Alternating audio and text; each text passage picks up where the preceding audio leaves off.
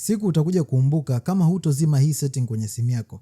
Just imagine umekaa na rafiki zako au hata familia yako, alafu message ya WhatsApp inaingia. Jina la aliyekutumia pamoja na ujumbe wenyewe vyote vinaonekana hapo juu kwenye screen. Kiasi kwamba hata mtu ambaye kutakiwa kuona naye anaweza kusoma kila kitu.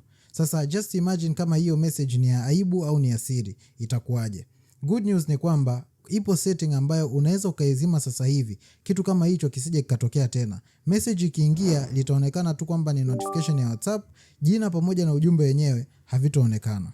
Kwa hiyo unachotakiwa kufanya, fungua application ya WhatsApp kwenye simu yako, alafu nenda kwenye settings. Baada ya hapo ingia sehemu iliyoandikwa privacy. Then utascroll mpaka chini kabisa, alafu ingia kwenye option iliyoandikwa app lock.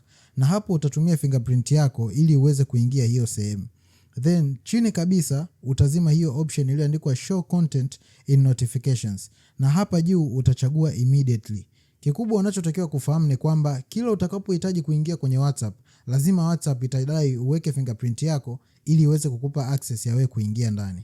Sasa kama ungependa nikutumie video kwenye inbox yako hapa Instagram, namna gani ambavyo unaweza kuzuia mtu asiweze kutrack location yako kila sehemu unayokwenda, comment neno location hapo chini na nitakutumia hiyo video. Lakini pia usiache kufollow, kwa sababu video kama hizi ipo siku itakuja kukusaidia, usije ukasema ningejua.